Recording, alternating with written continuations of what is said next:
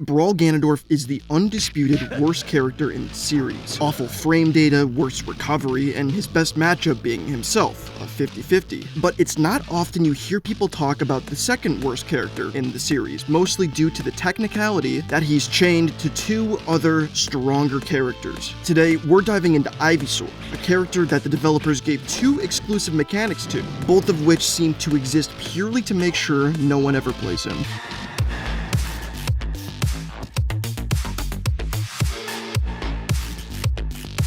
Now, the developers had a very specific problem to tackle when designing Pokemon Trainer. They looked to Sheik and Zelda in Melee, a famously unbalanced character, and the only one with the transformation mechanic, where pressing down B lets them switch between both the characters. The concept for Pokemon Trainer is clear. They wanted to avoid the whole Sheik's a better character, so I'm only gonna play Sheik thing, so they decided to very intentionally design Pokemon Trainer around using all three Pokemon. The most obvious way they did this was every time you lose a stock, it forces out the next Pokemon. Yeah, that makes sense. One faints, you send out another one. But because you could change Pokemon on a whim, they clearly felt like they had to balance this whole 3-in-1 package. Their solution to this was very misguided. They decided to introduce two brand new mechanics, both exclusive to Brawl Pokemon Trainer, and both that are meant to balance, so to speak, the ability to use three characters in one match. The first idea they had was stamina. Now, there had to be some kind of natural incentive to change Pokemon, and this was their big idea. When the match starts, all three Pokemon have 100 stamina.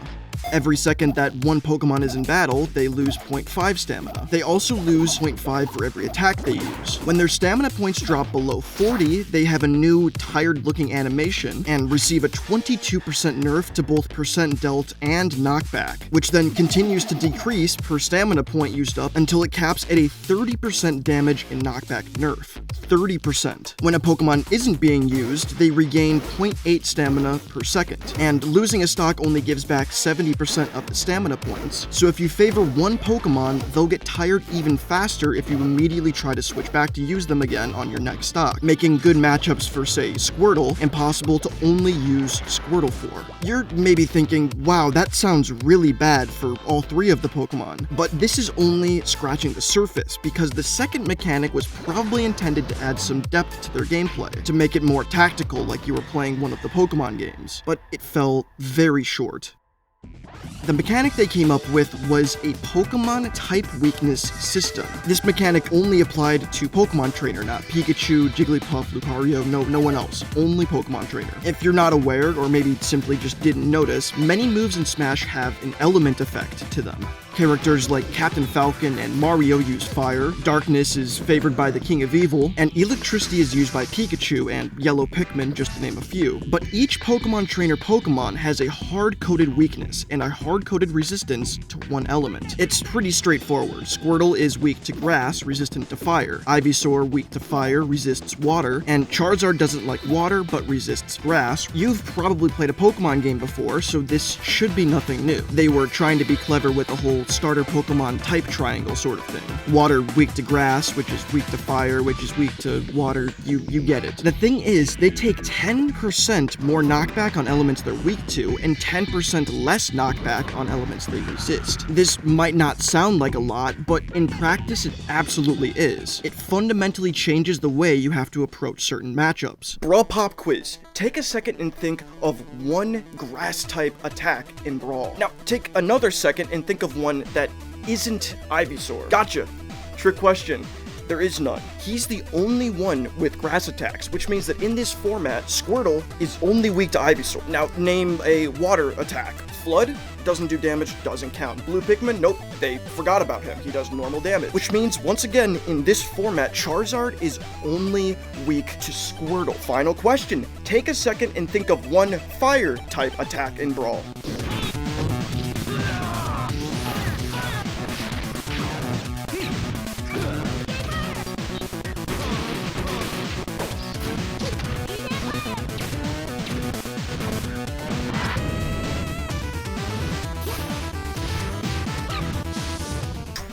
There are 24 of them, which obviously then begs the question, how did this make it into the game?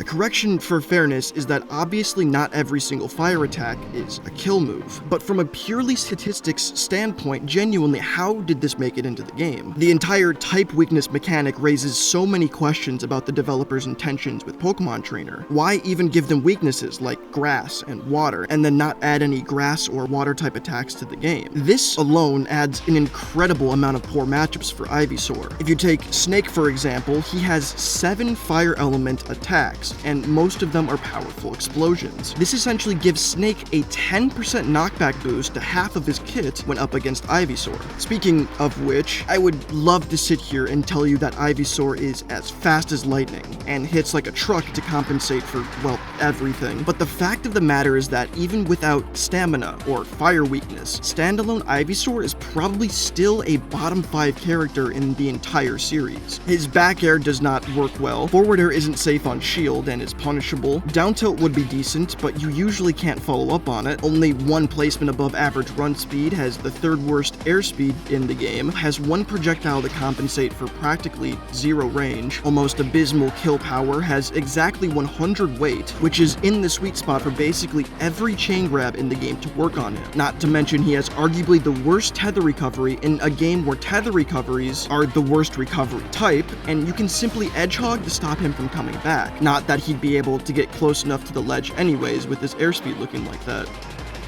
And I really can't even make the joke of him having the best move in the game, down B, because it turns him into a better character, because he cycles into Charizard, which although is certainly an upgrade, Charizard is by no means a good character. Now, I can't in good faith definitively claim that Ivysaur is the true worst character in the series, or even the second worst, because at the end of the day, the mechanics he was given were experimental and an attempt to intuitively get the player to switch Pokemon for certain situations. But they didn't think this through. Part of me believes they didn't think at all. Don't forget that Ivysaur being weak to roughly 13 characters with strong fire attacks means that Squirtle is resistant to 13 characters with strong fire attacks. It's hard to call it an oversight when the so-called mistake is that big. You can't even bring up the Subspace Emissary, because despite having the foresight to remove the stamina mechanic for obvious reasons, not a single enemy attacks with the grass element, and only the weird floating spiky water dudes use the water element.